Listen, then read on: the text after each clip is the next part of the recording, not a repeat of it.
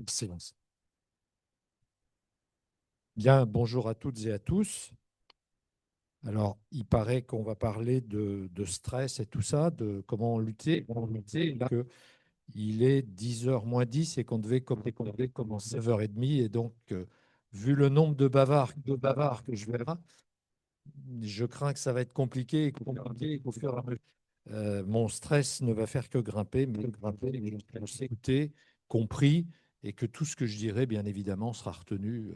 Voilà. Donc, déjà, je suis très heureux d'animer cette table ronde et cette première université des projets 41-21. Je suis d'autant plus heureux que, comme l'a rappelé Vincent, on vit peut-être un moment historique, puisque il y a un projet de loi en discussion sur l'emploi des seniors expérimentés et qu'on espère bien qu'à cette occasion, sur lequel on a déjà travaillé les uns et les autres, qui sera débattu au Parlement pour inscrire l'obligation d'écouter comme principe général de prévention dans le Code du travail au 41-21-2. Alors, je vais vous faire grâce de mon introduction. Je la ferai peut-être dans la deuxième table ronde de cet après-midi. C'est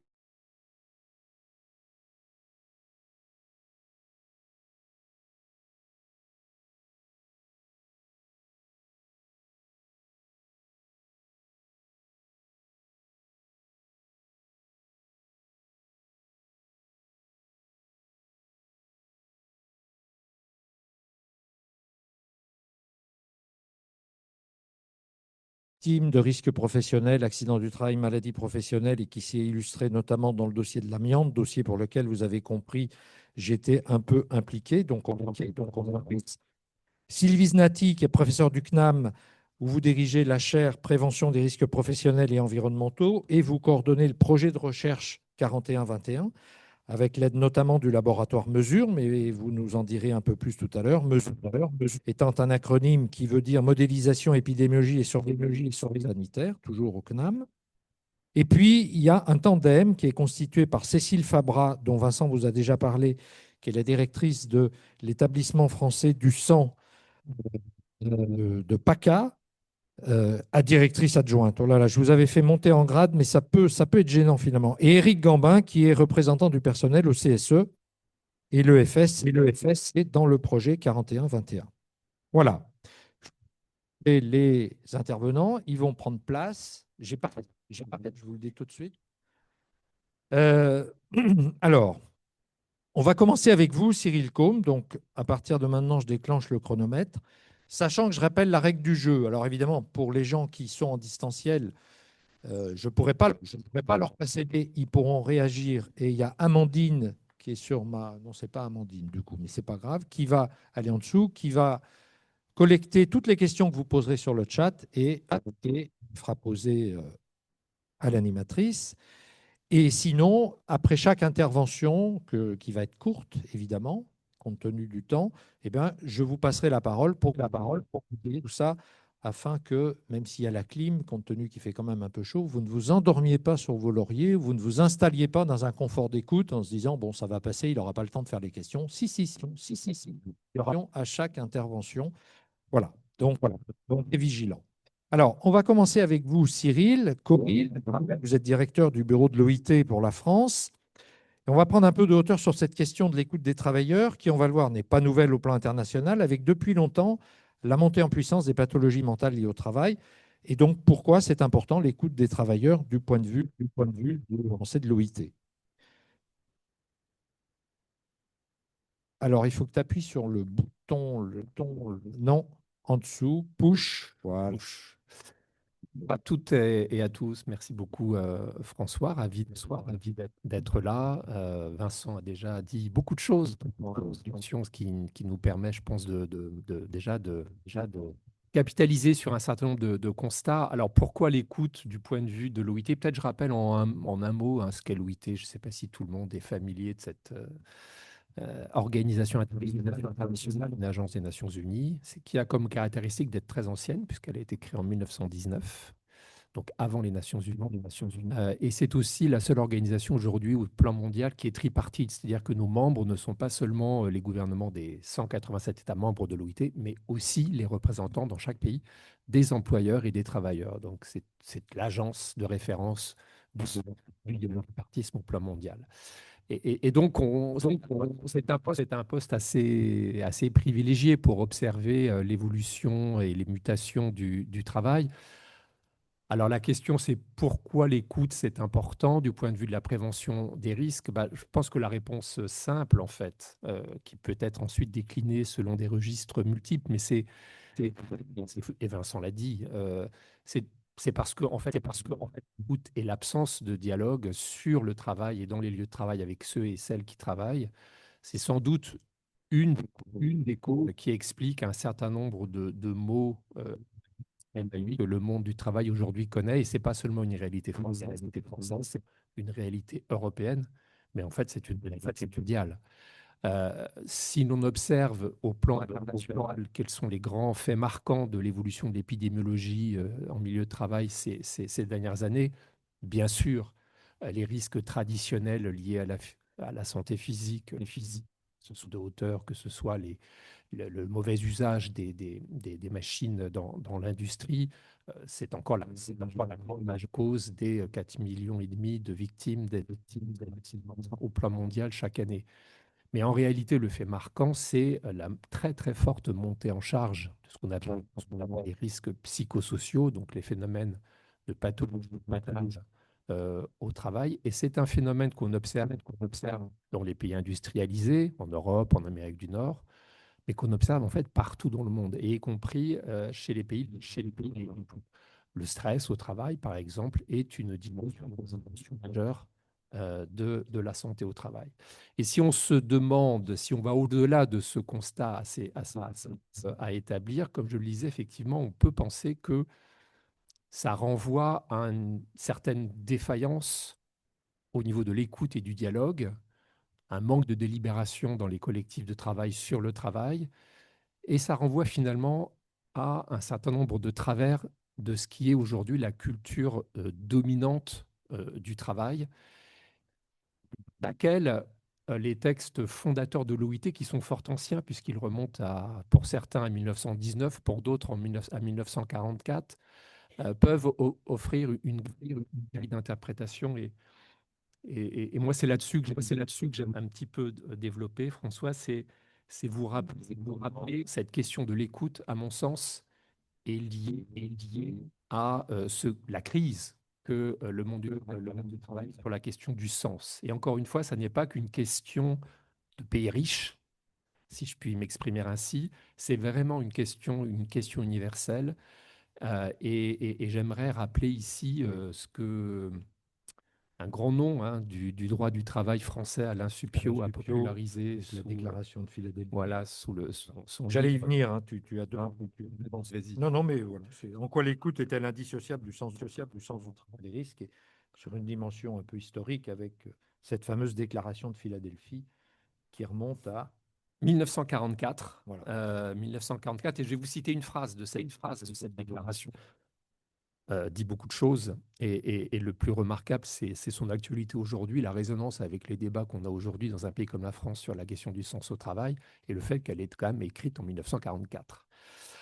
Donc je cite, le travail n'est pas ça, c'est assez connu, mais ce qui est moins connu, c'est une autre phrase qui appelle l'OIT, l'Organisation internationale du travail, à seconder la mise en œuvre parmi les différentes nations du monde de programmes propres à réaliser, et c'est les mots qui suivent qui sont importants, l'emploi des travailleurs à des occupations où ils aient la satisfaction de donner toute la mesure de leur habileté et de leur connaissance, et de contribuer le mieux au bien-être commun. Donc l'emploi des travailleurs à des occupations où ils aient la satisfaction de donner toute la mesure de leur habileté et de leur connaissance, et de contribuer le mieux, au bien-être commun. Et donc dans ces quelques phrases, en fait, on a trois composantes utiles dans nos travaux d'aujourd'hui, trois composantes de ce sens au travail qui contribuent au fait de faire du travail un facteur positif pour la santé des femmes et des hommes qui travaillent. On a la référence à un travail qui participe d'une certaine façon à l'utilité sociale, c'est-à-dire que par mon travail, voilà, je contribue ce que le Philadelphie appelle le mieux, contribuer le mieux au bien-être commun. Donc l'utilité sociale, débat qu'on a beaucoup eu, hein, souvenez-vous, hein, notamment dans la phase Covid, hein, où une partie du monde du travail était confinée chez soi, avec des riches, avec une indemnisation, où on a beaucoup réfléchi, est-ce que je fais finalement, qu'est-ce que je fais de ma vie, qu'est-ce que je fais de mon travail? Et puis l'autre partie du monde du travail était à l'œuvre, hein, les fameux métiers de la première et de la seconde ligne, dont l'utilité sociale euh, apparaissait avec évidence. Donc, première composante, l'utilité sociale. La deuxième composante, c'est la notion de satisfaction. Et c'est là peut-être que la question de l'écoute est la plus pertinente. C'est le fait qu'en travaillant, je participe à un impératif de bien-être, de satisfaction de ce que je fais, de ce que je fais au travail. Et ça, c'est une qui, pendant très longtemps, est restée quand même très absente la façon dont on a conçu les relations sociales, les relations industrielles, les relations professionnelles. Et c'est une dimension qui a été aussi critiquée par un certain nombre de syndicalistes. J'ai en tête Bruno Trentin, qui est un syndicaliste italien qui a écrit un très beau livre qui s'appelle en français La Cité du travail, et dans lequel il a adressé le au monde syndical, hein, aux syndicats, d'avoir, dans le cadre de ce qu'on appelle le compromis fordiste, hein, qui s'est développé au moment de la Révolution dans les années 50 et 60, qui reprochait aux syndicats finalement d'avoir abandonné le terrain du travail, des conditions, enfin, de l'organisation du travail au sein des collectifs sur les lieux de travail, avoir finalement cette dimension-là à un pouvoir manager qui détenait, en vertu des principes tayloriens, finalement la science de ce qui devait être l'organisation du travail, et les travailleurs qui, de leur côté, ne devaient se limiter finalement à être finis par d'autres qu'eux-mêmes. Et cette critique de la cité du travail renvoyait véritablement au fait de renvoyer finalement à la négociation collective, à la directive, à la négociale dans le monde du travail, uniquement les contreparties de la subordination.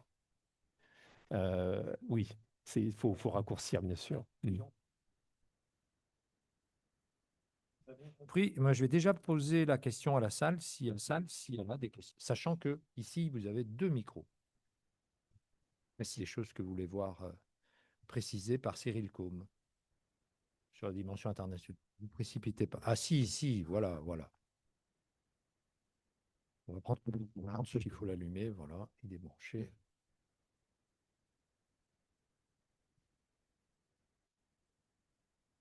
Alors, j'ai 7 questions. 7 questions. Je vais 7 synthétiser. PE de TE. Oui, d'accord. Ça, on est d'accord. Non, non, c'est la question principale que je me pose sur l'écoute des travailleurs, c'est le rapport à la domination capitaliste. C'est-à-dire en fait, Et on le n'a pas cas. 2 heures, hein. Ouais, ouais, C'est pas, en c'est gros, pas une thèse, hein, je vous c'est- dis.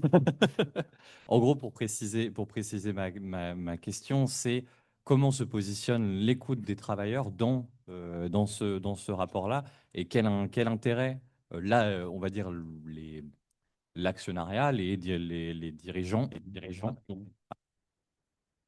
Alors moi, je ne me plaçais pas sur un terrain systémique du système dominant dans nos économies. Je me plaçais sur un terrain beaucoup plus, peut-être anecdotique, mais aussi du coup plus pragmatique. Je crois que, et c'est un élément que les quelques comparaisons internationales qu'on peut mobiliser montrent que cette question de l'écoute, elle est peut-être davantage liée à une culture du travail, comme je le disais, dans lequel évidemment le système productif, sur lequel le système productif influe, mais pas seulement. Enfin, la culture du travail, c'est un mélange d'arrangements institutionnels, de pratiques, de stratégies d'acteurs, et puis aussi de codes dont nous sommes les héritiers de par l'histoire spécifique pays. Quand on essaye de faire des comparaisons internationales, je regarde François pour vérifier voilà, que je suis bien dans les temps, mais Tu vas vite, oui. il y a deux façons d'organiser ces comparaisons. Il y a la façon dont la participation des travailleurs est organisée d'un point de vue institutionnel. Donc, vous avez des régimes, des économies capitalistes qui connaissent des régimes de participation forte. C'est le cas des pays d'Europe du Nord, c'est le cas de l'Allemagne. Le cas de l'Allemagne est très intéressant parce qu'en fait, ça n'est pas qu'une question de culture au sens héritage, hein. La codétermination, elle a été imposée aux employeurs allemands, d'une certaine façon, après la guerre, comme un facteur de démocratisation de ce pays. Donc, on peut y revenir, c'est une histoire très intéressante. Et l'autre façon de dresser des comparaisons internationales, les travaux de l'OIT ou de la fondation de Dublin, Eurofound, c'est d'étudier les formes d'organisation du management en fonction du degré au sein des collectifs de travail. Et ce qu'on tire de ces enseignements internationaux, c'est qu'effectivement, dans les pays où la participation est forte, au regard de ces deux critères, institutionnels et organisation du management, eh bien, ce sont où on a le moins d'accidents du travail, où il y a un engagement. Et je pense que c'est une dimension que Vincent rappelait, mais qui est extrêmement importante. La question de la productivité, de l'efficacité et de la performance est intrinsèquement liée en fait à cette référence, à une écoute ou en tout cas à une participation optimale des travailleurs dans les collectifs de travail. Alors, pour la question, il y en avait une autre là-haut, mais je suis désolé, je passe votre tour, mais si vous relevez la main, vous serez prioritaire. Alors, merci Cyril. On va passer maintenant avec vous. Donc, je rappelle, vous êtes avocat spécialisé dans la défense des victimes de risques professionnels, d'accidents du travail et de maladies professionnelles. Un peu plus dans le détail sous l'angle juridique avec l'évolution des notions d'obligité qui pèsent sur l'employeur et avec ce qu'on appelle les principes du champ et ce fameux article 41-21 du Code du travail. Alors, dans les nombreuses formations que vous animez, et vous en faites beaucoup, entreprises, vous insistez sur l'écoute des travailleurs, même si c'est le principe général de prévention. Pas encore, je dis. Et alors, Michel, alors, comme je te connais bien, toi, tu n'as vraiment pas 20 minutes. Hein. On n'est pas dans une plaidoirie. Tu plaides comme ce qu'on appelle par observation. Tu sais, quand le président d'audience, il dit vous plaidez, Un exemple de risque psychosocial. Voilà. Faire bref pour un avocat, c'est une souffrance. C'est bien pour ça que je prends mes précautions. Je sais que tu me C'est un principe de prévention. En deux mots, en tant qu'avocat, la question qui se pose, c'est de savoir comment intégrer cette écoute dans la mécanique juridique. Et la mécanique juridique, c'est l'objectif d'ailleurs qu'on porte, c'est d'intégrer l'écoute dans les fameux 9 principes généraux de prévention. Bon. Alors vous savez que ces principes généraux, pendant des années, ne servaient quasiment à rien. C'était perçu comme des généralités, bondieuseries, mais qui n'avaient d'ailleurs aucune conséquence pratique, trop flou, trop imprécis. On nous disait d'ailleurs que ça ne permettait pas de guider la main de l'employeur. Donc on ne pouvait pas s'adosser directement à ces principes généraux de prévention pour obtenir, pour faire simple, la moindre condamnation de l'employeur. Bon. Et vous savez que progressivement, depuis 25 ans, ces principes généraux de prévention ont commencé à exister réellement. Et on est parti, vous savez, évidemment, de l'article L 4121-1, le grand principe. Donc l'employeur doit assurer la sécurité physique et mentale des travailleurs. Et donc, ces 25 dernières années, progressivement, la jurisprudence a dessiné autour de cet article ce que je vais appeler la silhouette de l'obligation de sécurité de l'employeur, qui s'est progressivement dessinée, je répète, ces 25 dernières années. Fondamentale, 28 février 2002, à l'occasion de ce qu'il est coutume d'appeler l'affaire de l'amiante, la Cour de cassation, vous le savez, a posé le principe d'une obligation de sécurité de résultat à l'employeur. 28 février 2002. Et donc, à la suite de ça, pendant à peu près 25 ans, systématiquement ou presque, dès l'instant où il y avait une atteinte à la santé, ou dès l'instant même où une règle en lien avec la santé au travail n'était pas respectée, puis systématiquement, l'employeur était condamné à le salarié. Ça a duré 25 ans. Et on sait même quelques résultats, puisque finalement, quand on se retourne, c'est qu'en 2010, le nombre d'accidents du travail c'est considérablement. Ça ne baisse plus depuis 2000. Et vous savez qu'en parallèle, ce qui augmente évidemment de façon exponentielle, c'est la maladie d'origine professionnelle. Donc ça bloque, évidemment. Pourquoi ça bloque, hein? Ça bloque en raison des accidents dont sont victimes les salariés intérimaires et en raison évidemment des accidents dont sont victimes les sous-traitants. Bon. Donc ça, cette exigence de 2002 a quand même donné quelques résultats. Il ne faut pas non plus exagérer. Il y a plein d'entreprises qui n'ont rien fait. Et puis évidemment, les PME ou TPME, bah, les problèmes. Enfin, quand même, ça a provoqué un petit coup de booster. Ceci dit, les préventeurs ont dit, attendez, vous êtes gentils, messieurs les juges, mais cette juge est une partie contre-productive. Parce que comment voulez-vous que moi, je vais convaincre mon patron de mettre de l'argent dans la prévention si on est condamné? Donc ça a un côté un peu contre-productif. Or, l'entreprise vertueuse n'était manifestement pouf pouf, je vais vite. Deuxième, 25 novembre 2015, la Cour de cassation. Et vous savez qu'à l'occasion d'une affaire qu'on appelle dans notre jargon l'arrière, la Cour de cassation a modifié le système en considérant qu'un employeur qui est capable de justifier avoir respecté les fameux principes généraux de prévention peut éventuellement, dans ce cas-là, s'exonérer de sa responsabilité civile, à condition d'abord. Donc justifier, ça veut dire prouver, ça veut dire démontrer. Et ça signifie que qui porte la charge de la preuve, c'est l'employeur. Ce n'est pas à un salarié de démontrer que son employeur n'a pas respecté les règles de sécurité. C'est à l'employeur de démontrer qu'il les a respectées. Il faut justifier. Il faut tracer.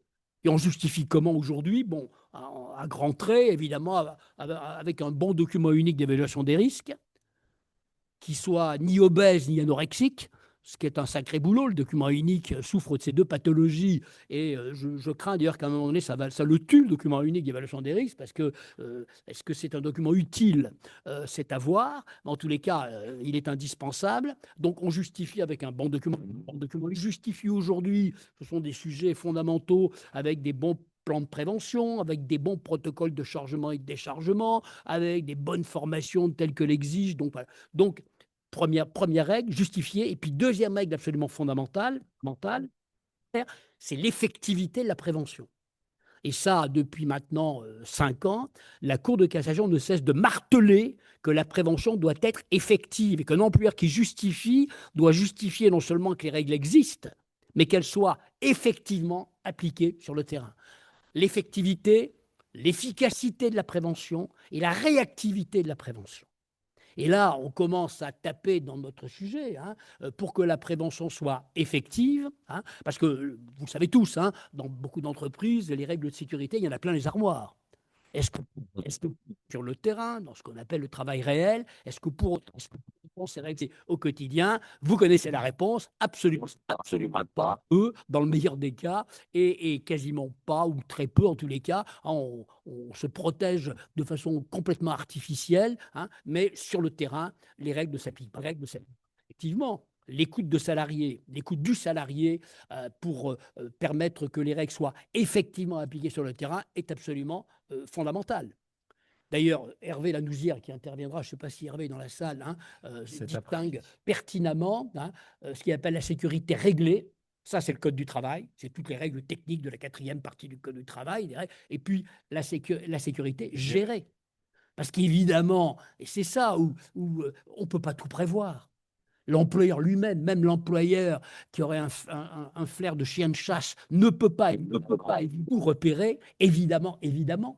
D'ailleurs, quand on fait un plan de prévention, si vous en avez fait, vous savez très bien que même quand on s'applique à mort, et c'est rare, mais on ne peut pas tout envisager. Il faut avoir un sacré coup de peau, d'ailleurs, quand il y a un pépin avec un bon plan de prévention, parce que vous avez intérêt dans le correspondre à ce qui s'est passé. Et donc, cette fameuse sécurité gérée, précisément, c'est donner aux salariés des marges de manœuvre, les habituer, les consulter pour savoir comment gérer les C'est là où on aléas. retrouve l'écoute. Et c'est là où on retrouve l'écoute à fond.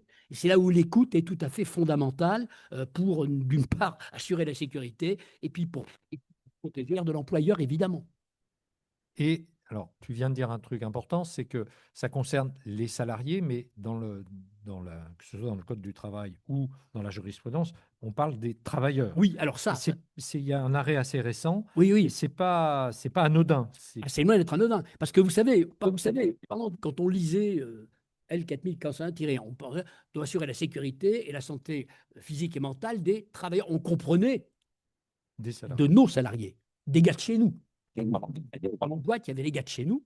Dans le meilleur des cas, on s'en occupait un peu. Et les gars pas de chez nous, les sous-traitants, ils avaient des employeurs, ils se démerdent, c'est pas notre problème. Or, que nous dit le Code du travail, que nous a rappelé la Cour de cassation, c'est que le Code du travail ne nous dit pas les salariés, il parle des travailleurs. Et les travailleurs, on sait qui c'est. Hein. Vous remontez 4-5 articles au-dessus, et ce sont les salariés intérimaires. Tiens, comme par hasard, ceux qui sont à l'origine des accidents du travail qui ne baissent plus. Ce sont les salariés, les apprentis alternants et tout ce que vous voulez et tous les gens qui travaillent à quelque titre que ce soit sous l'autorité de l'employeur, les sous-traitants. Lui, hein, il y a, et ça d'ailleurs Hervé le rappelle encore dans son excellent bouquin, qu'il y a deux employeurs. Il y a l'employeur de droit commun, bon, celui qui émet la fiche de paye, et puis il y a l'employeur, quatrième partie du Code du travail, l'employeur santé-sécurité, dont la responsabilité en termes de santé porte bien au-delà de ces simples. Effectivement, salariés intérimaires, sous-traitants, les fameux travailleurs indépendants, vous savez, les salariés de transition qu'on voit passer comme des météorites de temps en temps, tout le monde est intégré, quelles que soient les relations contractuelles. L'obligation de sécurité transcende les relations contractuelles, transcende les contrats de travail, est absolument fondamental. Et effectivement, tu le disais, depuis 2 ou 3 ans, ne cesse de multiplier. Il y a d'ailleurs un arrêt très important qui secoue le monde du BTP, hein, le 14 janvier dernier. Hein, en un mot. Hein, Je te vois venir. un chantier de BTP. L'entreprise loue une grue. Et le loueur envoie en cours de chantier un de ses techniciens faire une vérification. Bon. Le technicien monte dans la grue, fait son travail, dit au grutier « Coucou, je m'en vais ». Or, il ne part pas. Et on le retrouve mort quelques minutes après parce que le grutier, pensant qu'il était parti, a commencé ses manœuvres et le technicien a été étranglé. Question. Bon.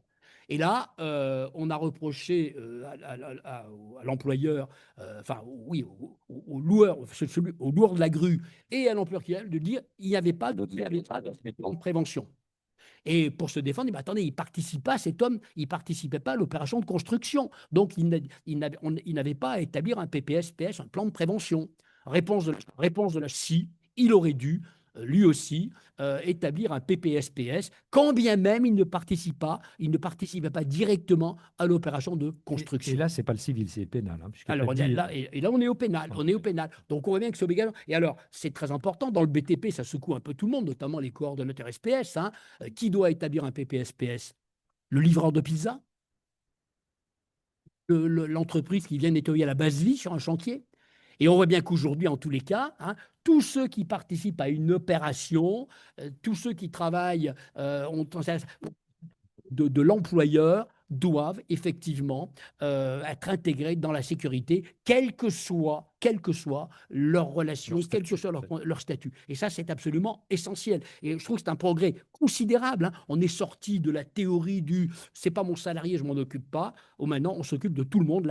La santé-sécurité transcende toutes les relations contractuelles. Et ça, effectivement, pour l'employeur, connaître toutes ces subtilités-là de ce qui se passe sur son chantier, ça suppose effectivement qu'il écoute un peu les salariés, il utilise des plans de prévention. Qui, par exemple, va intervenir ou est susceptible. Écouter, regarder, s'intéresser, il a la main. Hein, et celui qui dirige la manœuvre fondamentalement, et notamment celui qui joue, pour reprendre une comparaison footballistique. C'est parce qu'on a Marseille. À Paris aussi. Hein. Bon, bref. Oh là là là là. Là, tu t'exposes, Michel. Non, je ne l'aurais pas tenté, moi, celle-là. Je retire. Non.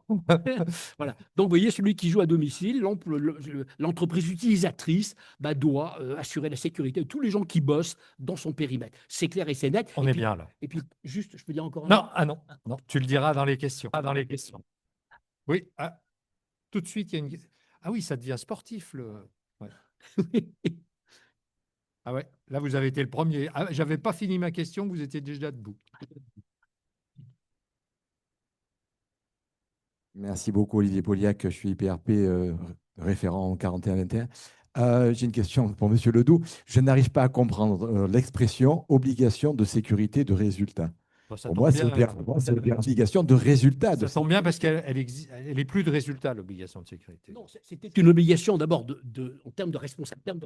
Hein. Attention, hein. Le résultat, ça veut dire que bah, quoi qu'il arrive, l'employeur était responsable. Hein. Ça veut dire le résultat. D'ailleurs, c'était pas très, c'était pas très valorisant. Hein. Enfin, l'effet était quand même mieux qu'attendre le résultat. Zéro accident. Bon, évidemment, c'est un objectif, tout le monde le souhaite, mais c'était un objectif impossible. C'est très abstrait. C'était très abstrait. Hein. Donc, ça voulait dire que vous ne pouvez pas, si vous voulez, en deux mots, hein, en droit, il y a deux obligations plus moyens et l'obligation de résultat. L'obligation de moyens sain qui vous soigne, mais qui n'est pas obligé de vous guérir. Vous soigner doit utiliser les moyens actuels de la médecine, hein, pas la médecine napoléonienne ou grecque, celle d'aujourd'hui. Bon, ça, c'est l'obligation de moyens. Obligation de résultat, ben, c'est par exemple celle de la SNCF. Hein. Vous allez à Paris, la SNCF vous amenez Gare de Lyon intacte. Si vous manque un bras, une jambe, doit payer. Eh bien, jusqu'en. Sauf cas de force majeure. Sauf cas de force majeure, mais quasiment impossible à démontrer. Donc, en santé au travail, jusqu'en 2015, dès l'instant où il y avait un pépin, dès l'instant où il y avait un accident, je le répète, ou une maladie professionnelle, et dès l'instant même d'ailleurs où une règle liée à la santé au travail n'était pas respectée, même si ça n'avait pas de conséquences pour le salarié, on attribuait au salarié des dommages et intérêts. On appelait ça le préjudice nécessaire. Donc, c'était une fiction. Alors, le but, c'était effectivement de secouer les employeurs. Alors, ça a fait bouger les lignes, hein, mais effectivement, ce n'était pas très constructif en matière de santé et de sécurité. Et la nouvelle règle de l'effectivité de la prévention est quand même méchamment plus opérationnelle et plus encourageante pour ceux qui veulent progresser et assurer la santé et la sécurité. C'est mieux, évidemment. Autre question? C'est bon? Eh ben, merci Michel Ledoux. Alors, tout à l'heure, j'ai tellement voulu gagner du temps au début que j'avais juste oublié de présenter Olivier Bachelard. Voilà, donc il était sagement dans son coin, donc finalement, il nous a rejoints. Olivier, donc toutes mes excuses de... Voilà, il s'est dit, je vais passer, ça va pas se voir. Bah si, ça s'est vu. Hein. Donc, vous avez une formation de psychologue du travail, mais vous avez aussi évolué vers les sciences de gestion. Vous avez passation à diriger des recherches sur ce thème-là, les sciences de gestion, et vous êtes prof à l'EM Business School de Lyon. Et donc on va voir avec. Alors, genre, petite précision aussi, on a préparé cette séquence. Hein. Je remercie chacun des intervenants et intervenantes ici à la table ronde qui ont bien voulu passer du temps avec moi, et je sais que vous savez qu'ils en manquaient évidemment cruellement, pour qu'on puisse préparer un petit peu cette séquence. Et donc, avec vous, Olivier Bachelard, ce que vous m'avez confié en préparant, c'est que l'écoute, ça va pas. Hein, et c'est probablement quelque chose qu'on apprend probablement, qui n'est pas du tout dans les programmes. Vraiment, vous me rappeliez un peu justement ce handicap qu'on a un peu à écouter. C'est pas enseigné. Et vous, en tant que prof, à l'EM Business School de Lyon, School des futurs managers, et comment on leur apprend à écouter. Ok, bonjour à tous. Oui, ça fonctionne, vous m'entendez? Oui, Ouais, oui, cool. c'est bien. Petit rappel, déjà aux élèves jusqu'à la terminale à s'exprimer, à parler, rarement à écouter. Et dans l'enseignement supérieur, c'est pareil. Comme si c'était naturel et automatique. Actuellement, dans un cours de management d'équipe, allez, une petite entretien annuel, éventuellement une petite demi-heure sur la négo managériale. Bon, s'il y a un prof éclairé, mais ça n'arrive pas souvent, éventuellement un autodiagnostic sur l'écoute, mais rarement. C'est quand même assez incroyable. Quand on regarde les enseignements en management dans les grandes écoles publiques comme privées, je mets évidemment les IAE dans les écoles de management, hein, elles s'appellent de plus en plus business school. La part des enseignements, j'allais dire techniques, se réduit. Il y a 10 ans, c'était 80% des enseignements. Et là-dedans, je mets contrôle gestion, finance, stratégie, marketing, tutti quanti. Et puis, il y avait un petit peu de développement personnel. Quel problème? C'est qu'en plus, aujourd'hui, la part de ces enseignements techniques diminue. Pourquoi? Parce qu'on a de plus en plus d'enseignements autour des data, programmation. Bon, et comme les heures de cours ne sont pas extensives, forcément, on réduit les cours techniques. Heureusement, je trouve, on a de plus en plus sur les sciences sociales. Ça, c'est une bonne chose pour que les gens puissent faire le tri entre ce qui est scientifique de ce qui n'est pas. Et par les temps qui courent, Dieu sait s'il y a des âneries racontées qui n'ont rien de scientifique, voire scientifiques sont attaquées. Donc c'est une bonne chose qui est les humanités, comme on les appelait dans les écoles d'ingénieurs, hein. Et puis le développement qui est toujours présent. Mais tout ça laisse quand même pas beaucoup. Alors si je voulais vous taquiner un peu, chez les managers, on constate quand même assez souvent de l'écoute passive, c'est-à-dire qu'ils écoutent en faisant autre chose. En clair, ils n'écoutent pas. Il y a aussi de l'écoute sélective. Ils retiennent ce qui les arrange. Bon. Il y a un peu d'écoute active, mais pas tant que ça. Je suis psychologue. Chez les psychologues, c'est quelque chose qu'on travaille. Mais pas manager. Et puis, attention, parce que c'est pas parce qu'on a de la clarification, de l'investigation, de la reformulation qu'on n'a pas de l'interprétation ou du jugement, hein. Donc, attention là aussi. Et puis l'écoute empathique, heureusement, mais pas tant que ça. Et pourquoi il n'y en a pas tant que ça? Alors, pour ceux qui sont un peu bien, ça peut être de l'écoute flottante, plutôt psychanalytique. Bah, déjà, il faut avoir envie d'écouter.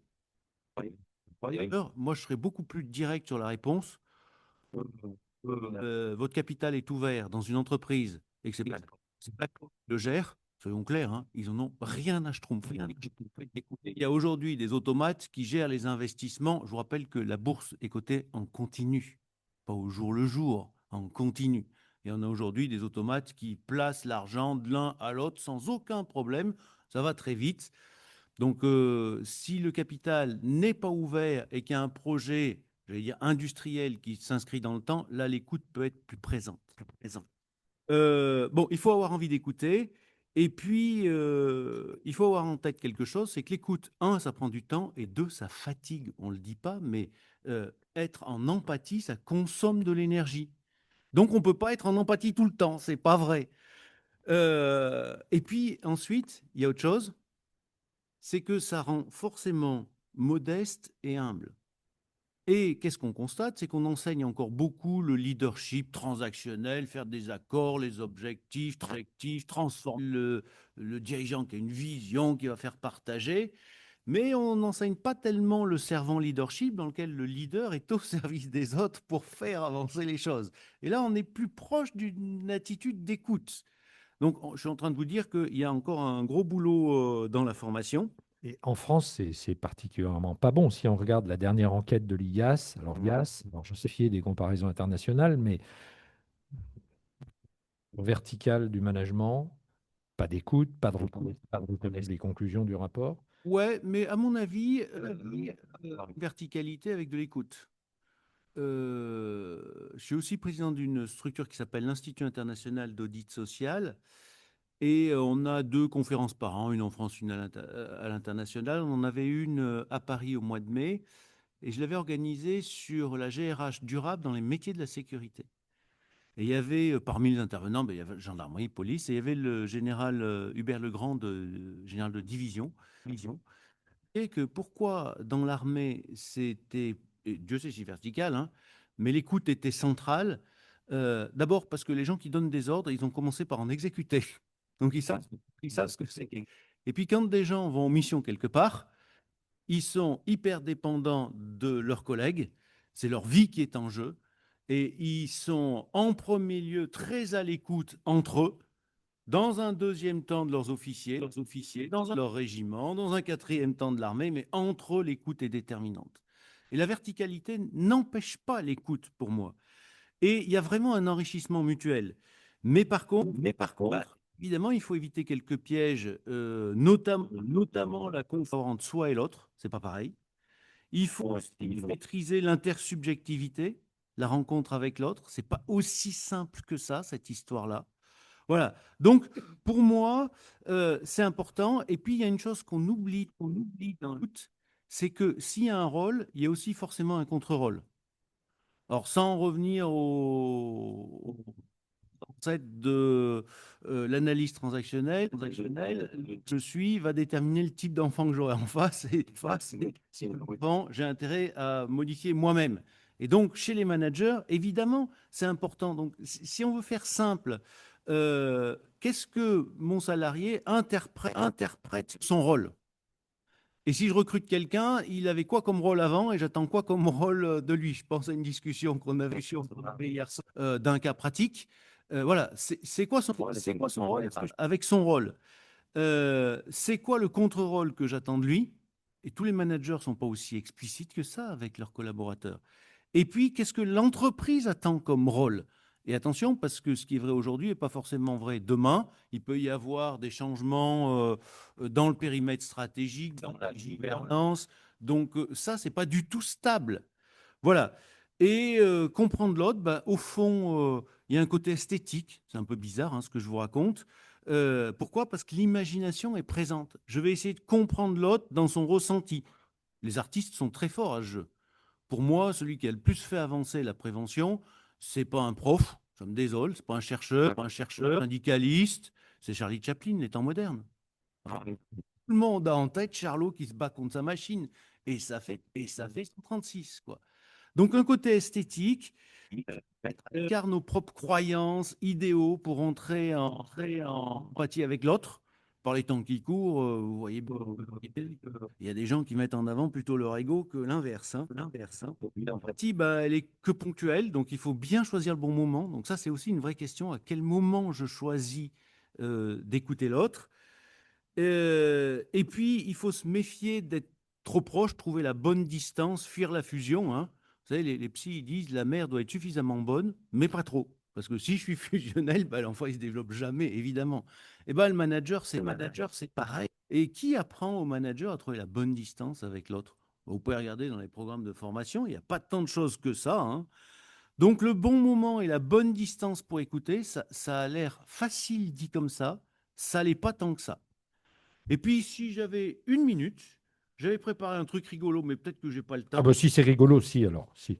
Je m'étais dit, comme on est à Marseille, finalement, c'est quoi les bienfaits de l'écoute? Et du coup, j'en avais préparé 13. Ah oui, c'est bon, là. Ouais, à Marseille, c'était un On est tranquille. 13, on a le temps. Donc, je le fais rapide, promis. Un, ça permet de se recentrer. Et ça, c'est pas inutile. Ce serait bien à soi d'écouter l'autre.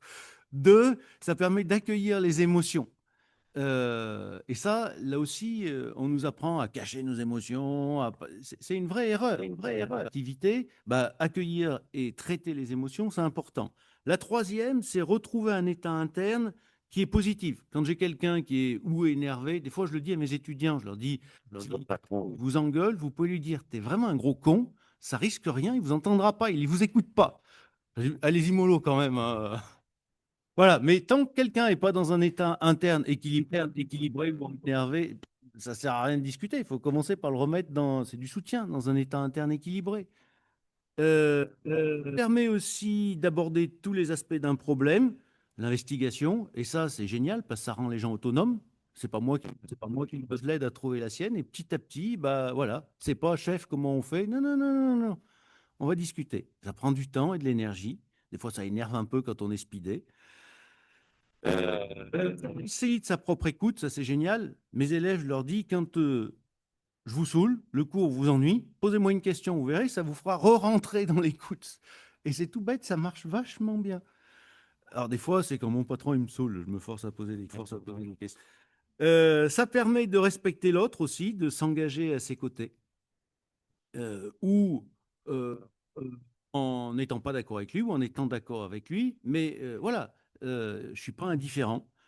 Le huitième, sa phase de conscience, ça c'est pas mal aussi. La conscientisation, c'est pas aussi naturel que ça. Comment émerge la conscience de quelque chose?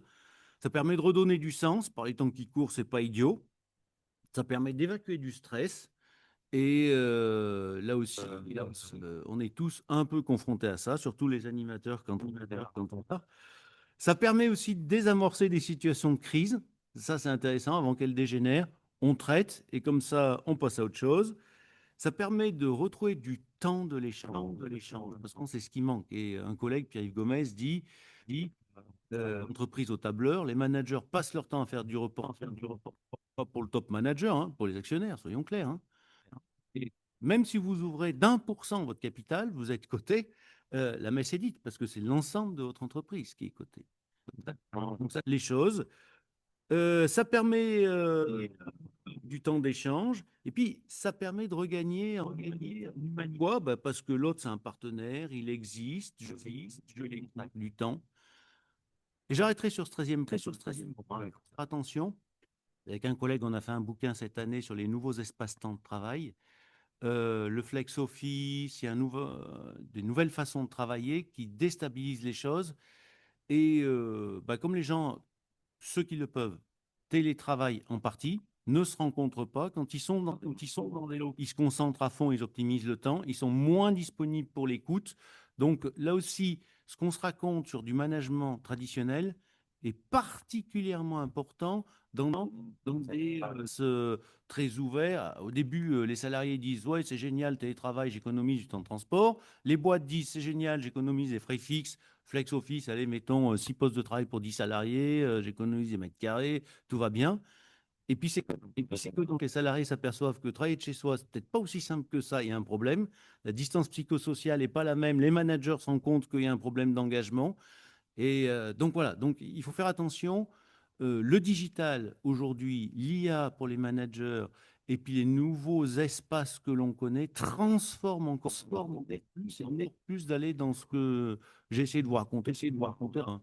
J'espère de façon pas trop déstructurée. Merci Olivier, non, c'était très très clair et ces exemples à la fin étaient très éclairants. Alors, est-ce que vous avez des questions pour Olivier Bachelard? Oula, ah, ça ne va pas le faire. Bonjour.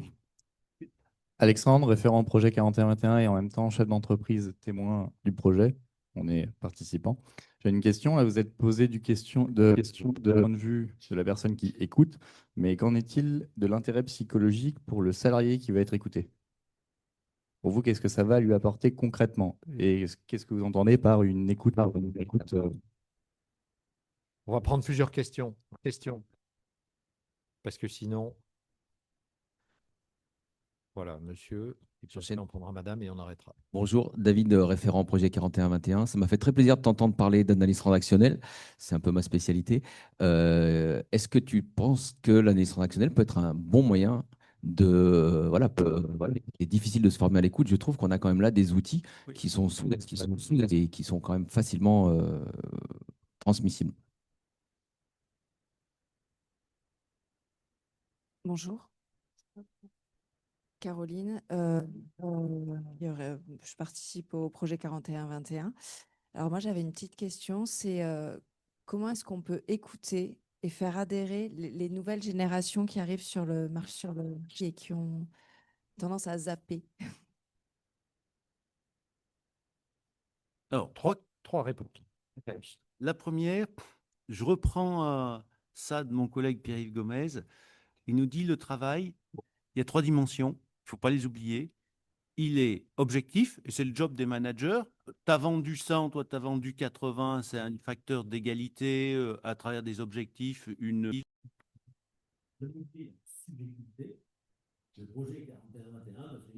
Le faisons avec nos tripes, on suit Vincent. Ah, donc le côté subjectivité, il ne faut jamais l'oublier. Il y a le côté collectif. Et qu'est-ce que ça amène au salarié? Vieille référence, Simone Veil, donc pas la femme politique, la philosophe, en 1936, dans La condition ouvrière. Et elle disait le travail est émancipant. Et puis la place des femmes en 1936, c'était pas encore celle qu'on connaît du boulot, mais quand même, donc elle avait 100% raison. Et elle disait c'est par le collectif, par le vaincre ensemble en s'écoutant, qu'on va gagner sur le réel et devenir plus humain. Et ce côté-là, eh ben, on l'a pas bien. Je suis prof de GRH.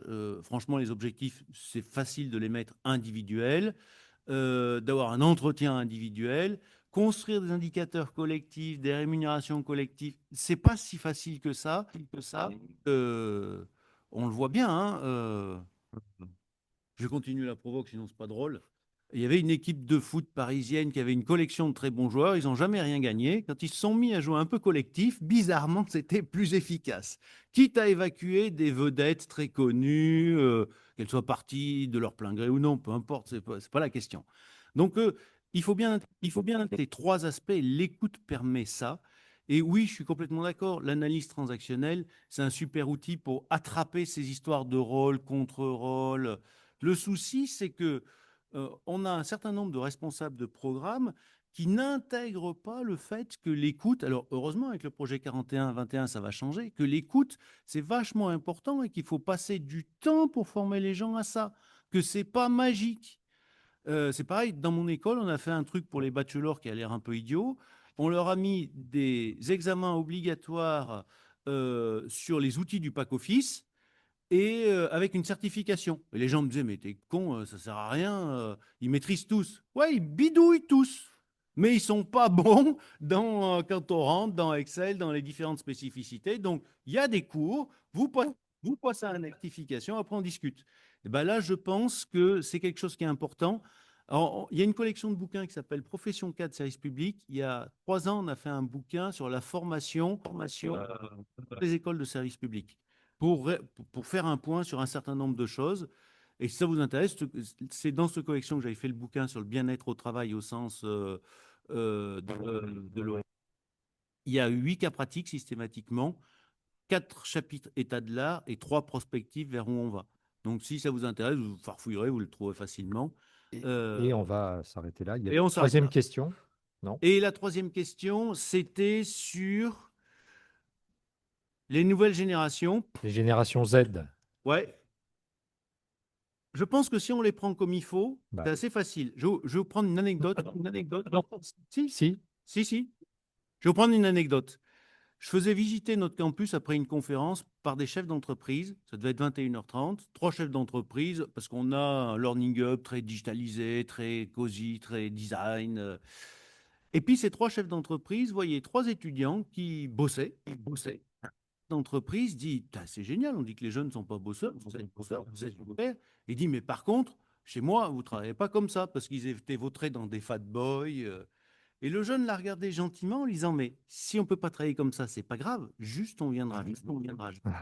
Et là, c'était intéressant, on parle d'écoute. Le visage du chef d'entreprise, par cet échange, il venait de comprendre tout un tas de choses.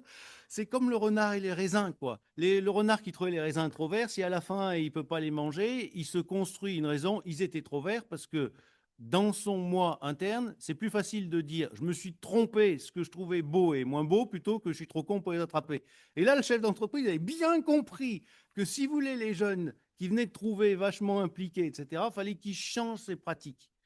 Et là aussi, il faut que le dirigeant écoute ça, et ces jeunes sont capables d'engagement, sont capables de faire des choses extraordinaires, mais par contre, il ne faut pas les prendre à l'ancienne avec c'est moi qui ai les barrettes, il ne faut pas qu'ils s'ennuient. Donc, il faut simplement les écouter, les attraper différemment. Mais ça marche très bien. Hein. Moi, on a dans mon école un engagement associatif, c'est bluffant ce qu'ils font. Mais il faut qu'ils y trouvent leur intérêt. Si vous leur dites c'est pour l'intérêt de l'actionnaire, vous pouvez les attendre longtemps. Hein. Ils vont partir en courant. Donc oui, c'est possible, mais il ne faut pas les manager de la même façon. Merci Olivier. Et puis je rappelle quand même que la question, c'est qu'on écoute aussi sur le travail et le travail réel. On en parlera un peu plus cet après-midi. On va venir avec vous, Sylvie Znati. Donc, vous êtes professeur du Conservatoire national des arts et métiers et titulaire de la chaire Prévention des risques professionnels et environnementaux. Et on le sait un peu moins, mais le projet 41-21, c'est aussi un projet de recherche et c'est vous qui le pilotez avec le fameux laboratoire mesure dont on a parlé. Alors peut-être que vous pouvez nous en dire un mot et préciser sur quoi va porter cette recherche. Tout à fait, merci beaucoup.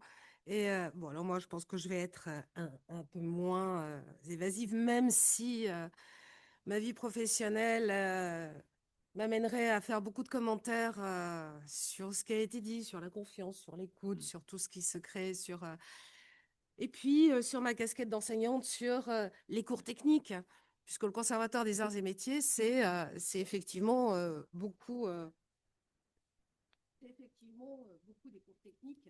Parce que la technique est la base. Éteins le micro, là. Voilà. Et la base de la connaissance et donc, bref, c'est pas le sujet. Au sein de... Je vais pas rentrer là-dedans. Sinon, je m'arrête pas. Et je vais faire pire qu'eux. Donc, effectivement, c'est la chaire donc, de prévention des risques professionnels environnementaux avec laquelle nous avons un laboratoire de recherche, mais pas que. Et je vais y venir, puisqu'on a aussi une chaire partenariale avec Malakoff Humanis, avec qui nous faisons beaucoup de recherches et de travaux sur le travail, sur l'évolution de la prévention, et ça depuis une dizaine d'années, puisque on fête les 10 ans de cette chaire partenariale aujourd'hui. Et il y a eu de nombreux travaux sur l'absentéisme, les arrêts maladie, en fait tout ce qui mène, mais des travaux de recherche véritables. Et finalement, c'est un petit peu comme ça qu'on est arrivé sur ce projet, parce que ce laboratoire mesure, ça s'appelle modélisation, épidémiologie, surveillance des risques sanitaires, qui existe depuis 2011. Donc c'est avec de nombreux travaux, dont l'objectif est la base de ce laboratoire, c'est de proposer et valider des outils scientifiques reconnus pour apporter des réponses opérationnelles à des enjeux de santé et de sécurité, tant sur le plan social et économique. Bon, alors, c'est pas nettement moins drôle, mais c'est beaucoup plus carré, précis, scientifique. Et c'est ce que le projet 41-21 souhaite, c'est-à-dire une... alors, on a beaucoup travaillé avec le comité d'évaluation pour qui nous a apporté l'aspect, les désirs, enfin le programme en lui-même, qu'est-ce qu'ils attendaient. Et nous, on a essayé de le retranscrire avec des outils éprouvés, d'ailleurs, souvent des outils qui ont été mis en place par des économistes ou de santé publique.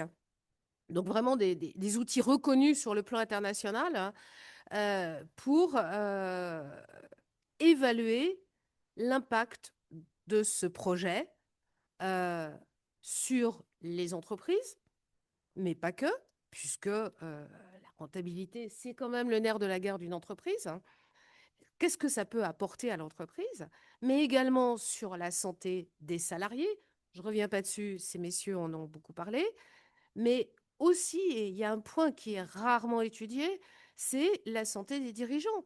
Parce qu'il n'y a pas que les salariés, il y a aussi les travailleurs indépendants, les dirigeants eux-mêmes, hein, qu'on oublie bien souvent et dont l'état de santé, d'ailleurs, les chiffres sont on ne peut plus parlants dans les différentes études ou les différents chiffres qui sont fournis par Malakoff, Humanis, le baromètre qui sort régulièrement, où l'état de santé des managers et des dirigeants est absolument catastrophique. On a peine à y croire, mais c'est la vérité. C'est la vérité. Et justement, finalement, ce projet 41-21 va être l'écoute de la santé des salariés, de toutes ces personnes, pas des salariés, mais de toutes ces personnes. Et nous, notre rôle va être... alors, on a beaucoup travaillé sur un protocole. Comment on va faire, quels outils, comment on les met en place, quels sont les 10 critères qui vont rentrer, les 10 items qui vont démontrer l'impact de ce projet et comment on va faire, comment ce projet fait progresser les connaissances.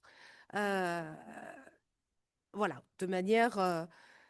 nous, on est excessivement factuel. Et pour ça, eh bien, on va avoir besoin de toutes ces entreprises, de vous tous qui êtes là, parce que c'est des projets de recherche sur la performance de la prévention, il y en a déjà un certain nombre, il y en a plusieurs, sur le retour sur investissement, etc. C'est des projets de recherche qui sont continus, mais sur l'écoute et sur un programme complet, sur faire une comparaison avec ou sans ce projet, avec ou sans dans ce protocole, est relativement innovant. Et on a besoin effectivement d'un certain nombre d'entreprises, bien sûr, Alors, juste pour préciser, euh, des entreprises adhérentes à Malakoff aideront parce que les données sont déjà disponibles et comme on est déjà en partenariat, ça facilite beaucoup les choses. Mais voilà, l'idée, c'est un petit peu ça. Euh, Pour donner par- de précision, pour mesurer la santé des salariés, ou plus exactement, l'évolution entre avant la mise en place du projet d'écoute 41-21 et après, puisque c'est bien ça, hein, que C'est ça. vous allez mesurer s'il y C'est a un ça. impact. Oui. Et donc, vous allez utiliser un questionnaire validé internationalement qui s'appelle SF12, c'est ce que vous m'avez confié. Est-ce que vous pouvez Exact. dire un peu comment ça va fonctionner? C'est quoi ce questionnaire? Alors, en fait, le principe est relativement simple. On ne va pas dire dans une même entreprise, on va faire un tirage au sort, on va dire un tel, vous avez le programme, on va vous évaluer, et puis le voisin d'à côté, non, on ne va pas vous évaluer. C'est pas juste, c'est pas humain. Alors, il y a d'autres moyens de faire, il y a d'autres techniques. En fait, on va déployer le projet dans différentes étapes ou différents services de l'entreprise, mais pas forcément au même moment. Ce qui fait qu'on aura un état des lieux avant, pendant, après. Et on verra l'évolution. Le SF12, c'est un exemple. Et je pense que oui, c'est un outil qu'on va utiliser. C'est quelque chose de très simple. On dit, beaucoup de managers ou de dirigeants disent, ah oui, mais enfin, vous allez nous en recoller une couche et ça fait faire un travail supplémentaire. Ah non, non, on n'a pas le temps. On n'a pas le temps. SF12, c'est un questionnaire en 12 questions, mis à disposition en ligne. Les gens y répondent. Il y a les représentants du projet qui vérifieront que les gens répondent bien, mais ce sera un questionnaire à 12 questions, simples. Et ce questionnaire, il est éprouvé internationalement par des scientifiques, économistes et autres, comme quoi Il ça est fonctionne. référencé et on sait que ça marche. Ouais. On sait que ça fonctionne. Ok. Donc, ce n'est pas un où je parlais d'entreprises déjà adhérentes dont on dispose déjà Oui, parce des que pour elle, il y a informations. plus de données.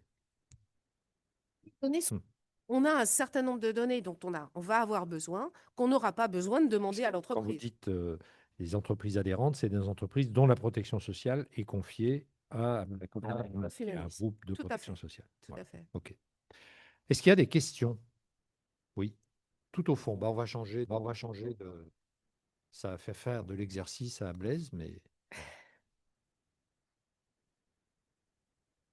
Claude Banis, responsable HSE, Établissement français du sang. C'est intéressant que vous parliez du projet de recherche sur le 41-21 parce que c'est une espèce de texte de fond un peu qui passe un petit peu dans ce secteur-là sur le 41-21. Donc, vous présentez quelques données, quelques approches technologiques, méthodologiques, pardon. Est-ce qu'à un moment donné, il sera possible d'avoir clairement le protocole de recherche tel que vous l'avez certainement écrit au niveau de sa méthodologie, au niveau de ses analyses statistiques, etc., etc. Parce que là, c'est le discours de 41 est un peu particulier. On commence toujours par la notion de projet de recherche, et puis ensuite, on part sur quelque chose en disant, mais vous allez voir, ça va marcher, qui est quasiment antagoniste avec la notion de recherche, qui est une question qu'on pose pour savoir si ça marche. Et là, on aimerait, je ne sais pas si c'est partagé, j'aimerais que ce soit un petit peu plus clair du projet de recherche, qu'est-ce qui relève de cette espèce de croyance qu'on a tous que ça va marcher, et où sont les limites un petit peu dans tout ça. merci. Question. Alors, les chercheurs, hein, ce sont des gens qui sont très pragmatiques, qui répondent avec des données, qu'elles soient. Alors, pour le mesure, on est très quantitatif, moins qualitatif, mais on a un partenariat en interne avec un autre laboratoire qui, lui, fait plus du qualitatif.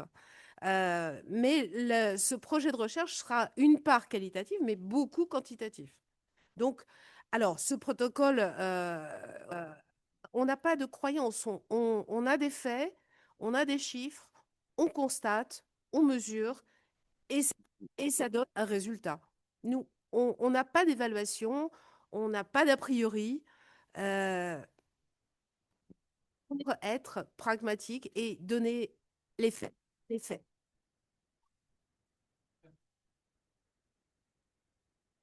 Alors, je veux dire, les entreprises qui représentent au projet 41-21 disposeront bien évidemment du protocole pour savoir ce qui va en être, comment ça va se dérouler, comment la recherche va se dérouler. C'est un secret. Mais le but du jeu, c'est bien de mesurer un changement ou d'évaluer si ça change quelque chose S'il y a eu sur des- les Si le- thèmes, si le- l'efficacité de l'organisation, la santé des salariés. thèmes qui ont été déterminés. Les évaluations seront soit quantitatives, soit qualitatives.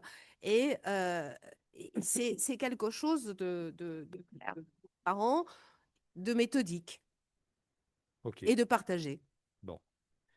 Merci. Alors, on va passer, ça sera la dernière partie, à un tandem. Donc, Cécile Fabra, vous êtes directrice adjointe, je précise bien, de l'établissement français du sang. Et c'est le monsieur qui a posé la dernière question, apparemment. Vous êtes élu du personnel au CSE, au Comité social et économique de l'EFS PACA, comme Madame Gambon. Et donc, vous êtes engagé, vous, dans le projet 41-21. Alors, au passage, établissement français du sang PACA, c'est 650 salariés, si je me... Et au niveau national, c'est 9000 salariés qui sont à l'établissement français. Alors, un mot pour commencer tous les deux, ou plutôt Cécile, sur l'établissement français du sang PACA, qu'est-ce que vous faites? C'est quoi? Que tout le monde vous identifie. Et puis ensuite, qu'est-ce qui a motivé votre engagement? Comment est né votre souhait de vous inscrire dans le projet 41-21, dans cette démarche qui est quand même assez exigeante? On l'a vu avec l'ensemble des gens qui participent, c'est pas aussi simple que ça. Alors, je vais être courte Oui. sur le début. Juste pour vous dire que d'abord, c'est un établissement, c'est une entreprise à but non lucratif. Donc, pour rejoindre un peu les prérequis, les prérequis qui peuvent expliquer pourquoi d'autres entreprises s'engagent. Donc, on n'a pas un capital ouvert, comme vous disiez. Encore une preuve qu'on peut s'y engager. Donc, à but non Pas lucratif. coté en bourse, c'est ça. Donc, à but non lucratif, tourner sur les temps. Donc, on s'occupe quand même de travailler en acte bénévole. Donc, c'est un certain état d'esprit. Le don de sang tourné vers les malades. Donc, il y a un sens au travail, en tout cas pour les plus anciens d'entre nous et pour les premières générations de cet établissement qui est très fort. On travaille pour le malade. Donc, tout un tas de valeurs qui naturellement nous portent vers des valeurs humaines, sociales. Et dans notre région, ça a toujours été un point très, très fort. Notre directeur, Jacques, nous fait suer en permanence. Je suis là depuis 8 ans. Sur l'écoute des collaborateurs. Il veut absolument être sûr que cette écoute, elle existe, qu'on écoute les idées avec les moyens du bord, alors la fameuse boîte à idées, et puis que cette écoute, on y répond, et comment on y répond, et on a chaque année. Chaque année, on regarde quelles ont été, combien on a répondu, et comment on a répondu, et est-ce qu'on a répondu positivement. D'ailleurs, on n'est pas si mauvais que ça sur les informations qui remontent. Mais c'est une écoute, comme je vous le disais. Alors, j'ai une autre définition. Pour moi, je m'étais dit, c'est une écoute pleine. C'est-à-dire, on ne traite que ce qui remonte spontanément. Donc, c'est dans ce contexte-là que nous sommes partis sur le projet 41-21. Et peut-être je vais laisser la parole à Eric pour dire d'abord comment il voit, lui. Comment il le voit, lui, de son côté. Puis, je rappelle que, alors c'est une obligation de la démarche du projet, c'est que les partenaires sociaux doivent y être associés et c'est partagé. Et donc, Eric, même question. Bonjour, c'est déjà ça qui me motive aussi, c'est que la participation est totale. Il y a les élus du CSE, le personnel, la Et direction. vous êtes, vous, dans le comité de pilotage. Oui, oui. Et vous êtes particulièrement motivé par la démarche. Oui, oui. Le bien-être du salarié joue dans les performances de la société, de l'entreprise. Je suis sûr qu'un salarié qui se sent bien au travail va être plus performant, plus actif. Je pense que ça va réduire aussi les accidents de travail, les maladies. Je pense que c'est un beau projet. Et alors, juste une question, vous aviez identifié des accidents du travail, peut-être pas, mais de risques psychosociaux, de mal-être? Oui, Alors, on a une veille RPS. En fait, absolument toute plainte, on utilise le petit RPS pour traiter absolument toutes les plaintes de l'ensemble de nos salariés. Et on a des plaintes qui arrivent soit sous forme de fiche RPS, soit sous forme d'interpellation de notre responsable QVT, Karine, que vous connaissez, qui est dans la salle. Soit interpellation directement de la DRH ou de la direction. Et on a des sujets alors divers et variés en termes de gravité, de complexité, d'étendue. Mais on a des sujets. Soit individuels ou de problèmes interrelationnels entre deux personnes, mais on a des sujets plus collectifs.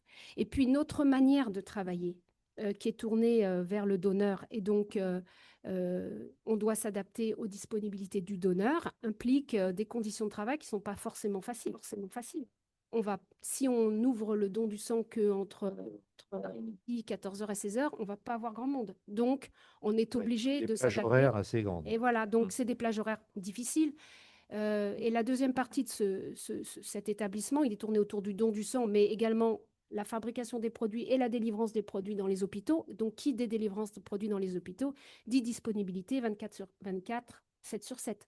Donc, il y a des conditions de travail qui peuvent être compliquées de par les horaires et de par le stress. Quand on part en équipe mobile pour faire une collecte dans une salle des fêtes en plein été, même si on met tout en place pour sa condition de travail, il faut de la clim, la porte sera ouverte, des gens nous attendent, il y a toujours un degré d'incertitude et on ne sait pas exactement comment ça va se passer. Donc, il y a une part de stress qui existe, qui est inhérent au métier.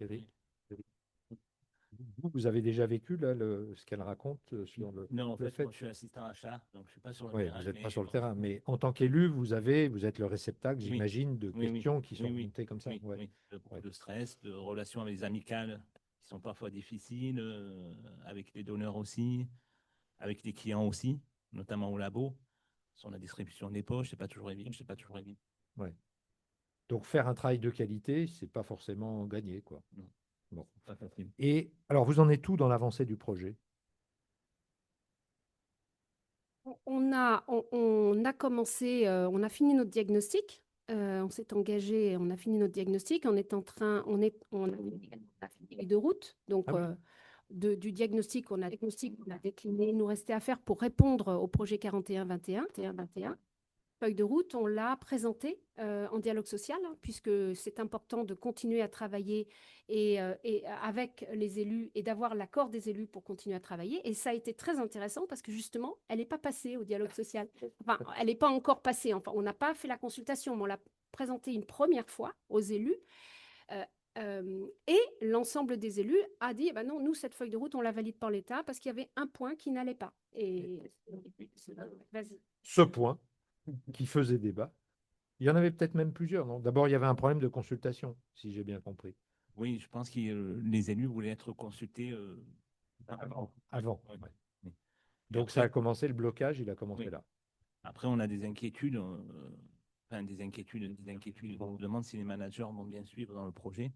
Ils sont quand même au centre du projet. Ouais. Et en plus, ils ont un problème de temps. Et puis pour leur propre temps de travail aussi, est-ce qu'ils auront le temps de gérer ce projet? Est-ce qu'on va leur laisser le temps? Ils sont pas mal déjà occupés, donc on se pose ces questions. Est-ce qu'ils vont être assez impartials aussi? Est-ce qu'ils vont être neutres? Ah oui. L'impartialité, ça c'est quelque chose qui vous titille, si je puis me permettre. Oui, un petit peu. Oui. Et donc vous avez proposé. On voudrait que, en plus du manager, dans cette écoute, il y aurait par exemple des membres du CSE, des élus, médecine du travail, inspection du travail éventuellement. Ah oui, carrément. Et donc, on fait la négociation en direct. Hein, ça ne vous ennuie pas? Eric, il faut qu'on parle à la sortie. Non, alors sur cette feuille de route, il y avait aussi un point qui concernait les accidents du travail. On avait beaucoup de difficultés. Les accidents de travail sont gérés en CSSCT par les membres de la CSSCT et les membres de la CSSCT n'arrivent l'ensemble des accidents du travail. Il n'y avait que 50% des accidents qui étaient analysés. C'était un souci. Non seulement c'est un souci de base, hein, en dehors du 41-21, mais dans le cadre c'est une obligation hein, de l'employeur. Donc, nous, ça ne nous va pas. Mais en plus, dans le 41-21, c'est une obligation également. Donc, ça faisait partie, on l'avait intégré dans notre feuille de route et on avait proposé, du coup, d'intégrer les managers dans l'analyse de ces accidents de travail en première intention, qu'ils fassent une sorte de premier débriefing de l'accident du travail selon une liste, un checklist établi par la CSSCT, que ce débriefing soit fourni aux membres, aux élus, aux membres de la CSSCT et que ceci ait toutes les informations pour pouvoir… les informations et toute l'attitude pour faire évoluer le dossier. Et c'est là que ça a ça bloqué. coince un peu, là. Parce que, bon, voilà, il y a un manque de confiance dans Dixit, les IRP, 20% de ces managers qui risquent de ne pas être impactés, comme le disait Eric. Et la proposition était qu'on élargisse aux membres du CSE l'analyse des accidents de travail. Et donc, nous, au début, ça nous a un peu agacé hein, de se dire, non, en tant que manager, on est engagé et puis… les accidents de travail, ça nous intéresse, on ne va pas raconter des carabistouilles. Mais en même temps, à un moment, il faut aussi que chacun mette de l'eau dans son vin. Donc, notre objectif final, c'est d'avancer sur le 41-21. Il faut savoir être dans l'écoute dès le début. Donc, on va écouter. Et on a dit, OK. Alors, OK, donc le CSE, emparez-vous de ce sujet. Vous avez toute l'attitude pour organiser au sein du CSE, bien au-delà de la CSCT, l'analyse des accidents de travail. Organisez-vous et on laisse tomber l'idée, on ne vous braque pas, quoi. On ne se braque pas. Et je pense que c'est intéressant qu'on ait eu ces points-là, parce que le 41-21, ce n'est pas une longue vie, un long fleuve tranquille, hein, c'est quelque chose qui se passe… pour remettre en cause ce qui se faisait avant, voilà. Pas d'intérêt. Si c'est pour dire on a toujours fait comme ça et faites-nous confiance, on ne va pas aller bien loin. Je pense que dans la vie de l'entreprise, le 41-21, il va bousculer. Chez nous, on sent bien que nos managers, ils ont peur de ne pas y arriver. Ils ont peur, certains se disent, encore du temps d'entretien, j'ai déjà du mal à boucler tous mes EE, mes EP, mes BP. Comment je vais caser mes entretiens d'écoute? Donc, il va falloir les accompagner. Hein, et puis, il va falloir qu'on se forme. On est très conscient que l'écoute n'est peut-être pas notre première qualité. Certainement pas meilleure. Olivier Bachar, il a des trucs. C'est vrai que la plupart des managers de ma génération, n'ont pas été formés au management. Et alors, évidemment, encore moins l'écoute. Hein. Donc, on doit apprendre tout ça. Donc, ça, c'est une vraie gageure pour nous. Et c'est super important. Et puis, je pense qu'il y a une difficulté aussi, c'est que, alors effectivement, on n'est pas une entreprise à but lucratif, mais on est une entité à l'intérieur de l'établissement national. Donc, notre région, elle s'engage là-dedans, mais notre directeur, il est salarié. Hein, il est salarié du président. Hein. Donc, on a du président de l'EFS. De l'EFS. Pas de M. Macron. Oui, c'est pour ça que je précisais. Parce que je me disais, il n'est pas là-dedans non plus. Non, président de l'EFS. Mais du coup, il va falloir… pour moi, l'entretien d'écoute, c'est un arrêt sur image. C'est une petite pause respiratoire. On se pose dans un coin, on oublie tous les gens qui toquent à la porte pour nous poser des tas de questions sur des tas de chiffres, des tas d'objectifs, trucs Jules, et on dit comment toi, ça va. Et il va falloir l'analyser, en sortir quelque chose. Il va falloir prolonger cette pause respiratoire et l'utiliser. Et ça va, effectivement, il faut que ça s'intègre dans un processus où, de l'autre côté, les demandes, elles continuent à arriver à la porte. On a des injonctions d'objectifs à atteindre, de challenges sanitaires, mais des challenges quand même. Donc, il va falloir faire… Oui, parce qu'on manque de sang encore. Hein. Oui, entre autres. De plasma surtout. Et il va falloir faire cohabiter ces deux rythmes. Et je pense que la direction, on va se retrouver un peu en écran pour faire tampon. Et les managers vont peut-être aussi devoir faire ça. Et je pense qu'il faut bien avoir cette dimension en tête. Et donc, on se dit, on y va. Pour reprendre ce que disait Vincent, ça ne sert à rien au bout de… Nous, on n'est pas… Là, nous deux, on est dans la partie faisons-le. Voilà. Donc, effectivement, à un moment, on arrête de parler, on y va. Mais on accepte d'être en mode itératif. Ça va pas être parfait du premier coup. On aura peut-être des problèmes. Il y a peut-être des unités de travail dans lesquelles L'entretien d'écoute va démasquer un manque de confiance et peut-être pas être écouté. Peut-être on va voir d'autres choses. Mais on se dit, on se prépare à tous ces problèmes et c'est en les prenant et en les traitant qu'on va gérer les choses. On ne cherche pas à être parfait. Donc, bravo. Le prochain CSE devrait bien se passer alors. Oui, normalement. Normalement, vous pensez que c'est bon, là, on le tient. Oui. Bon, d'accord. Est-ce que vous avez des questions? Vous, on vous a promis une prime de dessert ou je ne sais pas quoi, non? Parce que.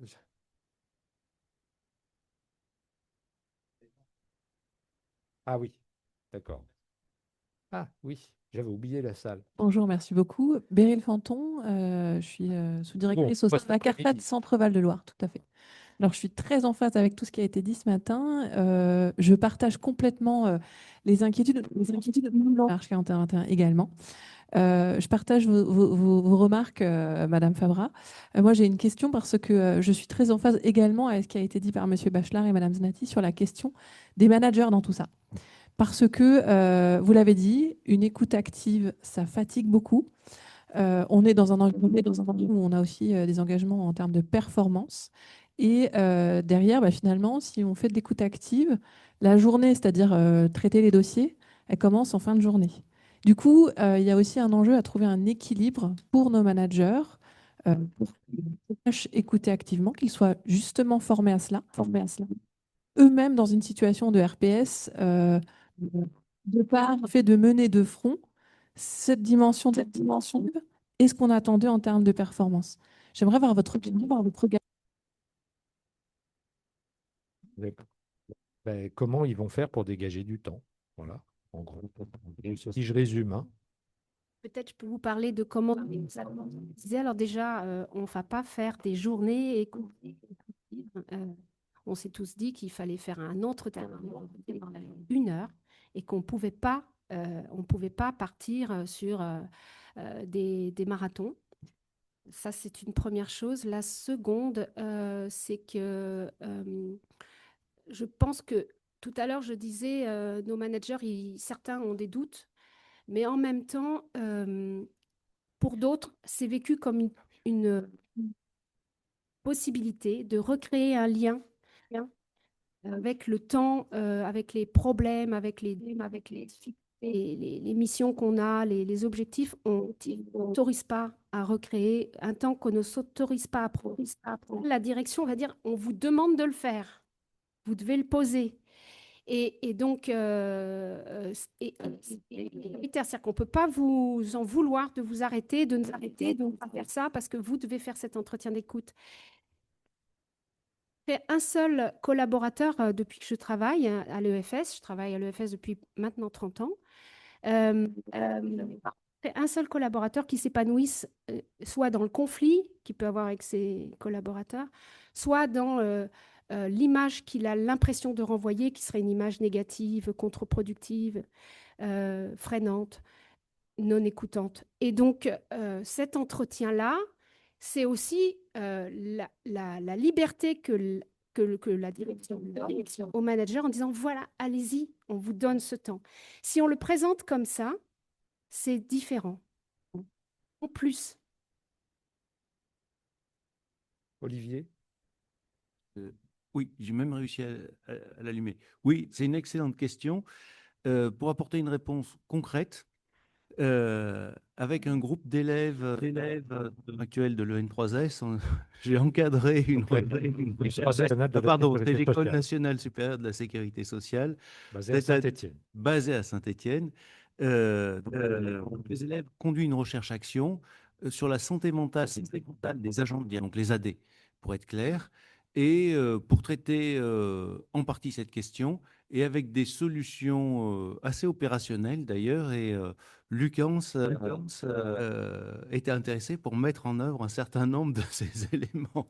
Donc on pourra en discuter plus concrètement, parce que c'est vraiment, là pour le coup, très spécifique à l'univers sécurité sociale.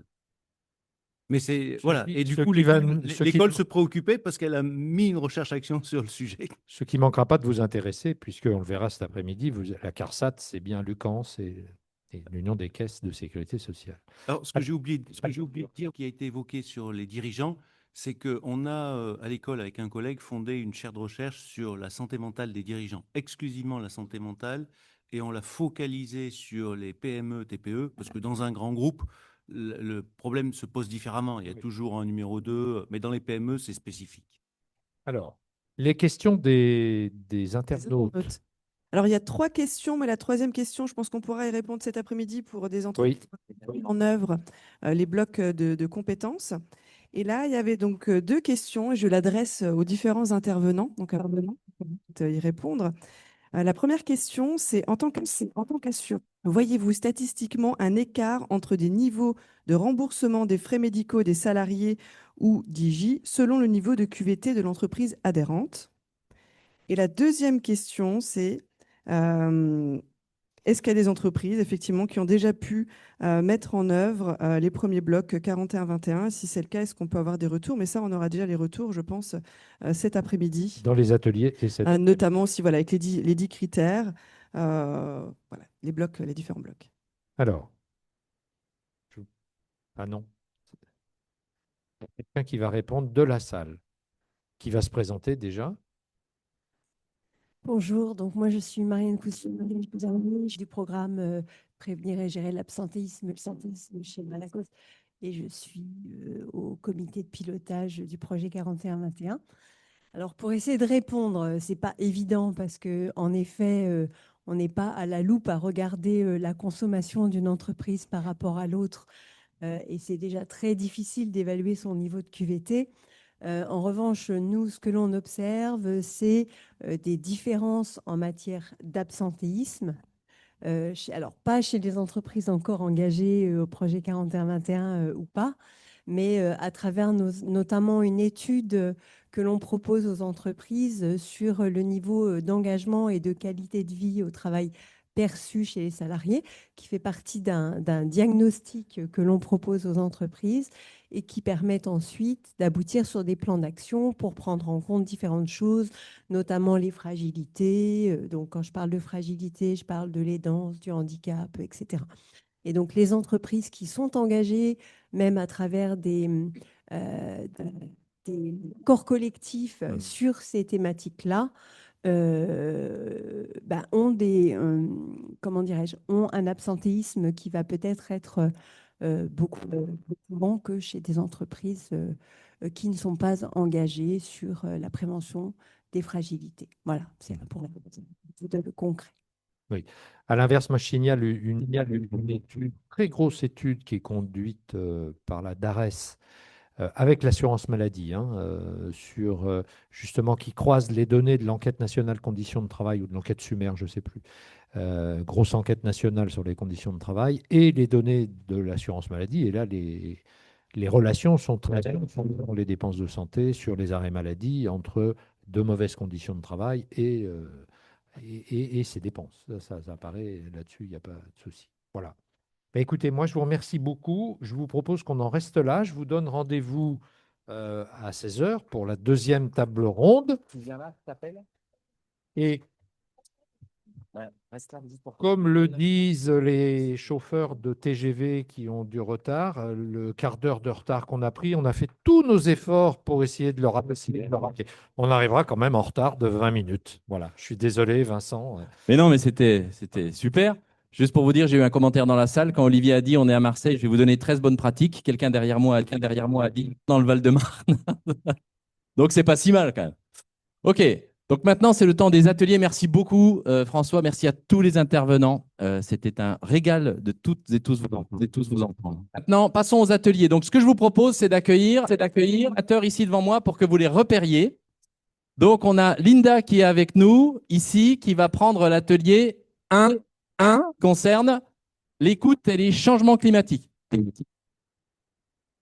Donc là, vous allez partir avec Linda Bless, au bon endroit, réfléchir, travailler ensemble. Ce sera au 6e étage, vue sur mer, à peu près.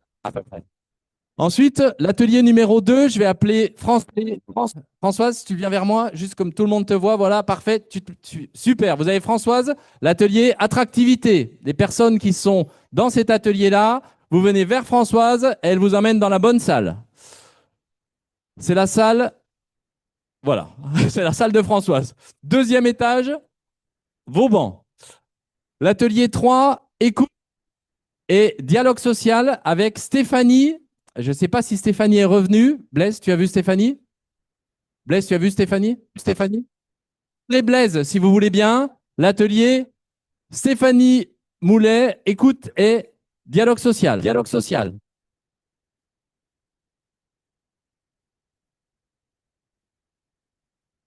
Ok. Ah ouais, d'accord. Ok. Bon, repérez les thèmes et les animateurs. Apparemment, il y a un petit bug sur les numéros. Ensuite, l'atelier, ça c'est pour ça. C'est pour cet après-midi.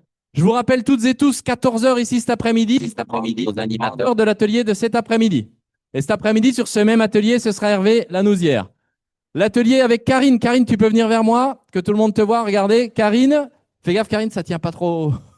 Karine qui va animer l'atelier est son manager d'écouter les salariés. Vous allez vers Karine, elle vous emmène dans sa salle qui est en dessous, deuxième étage. Et avec Sandrine. Sandrine, elle est ici, référente des référents du projet 4121 sur le partage d'expériences des entreprises et des référents engagés dans le projet 4121. Sandrine est ici et vous êtes aussi au deuxième étage. Toutes celles et ceux qui veulent ne pas aller dans un atelier et discuter avec quelques-uns des intervenants, on est ici, on est là pour vous. Prenez vos ateliers. À 14 h, vous prenez la liberté de prendre votre repas où vous voulez. On se retrouve ici à 14 h. Bon atelier, à tout à l'heure.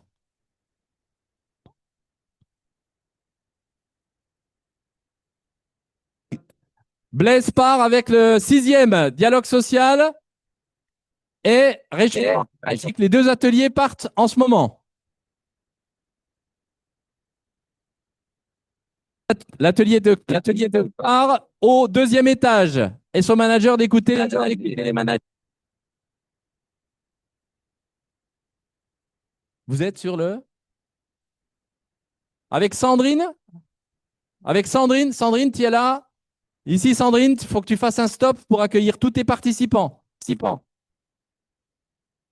Voilà. Mais il y a un bug, je crois, sur les numéros, peu importe.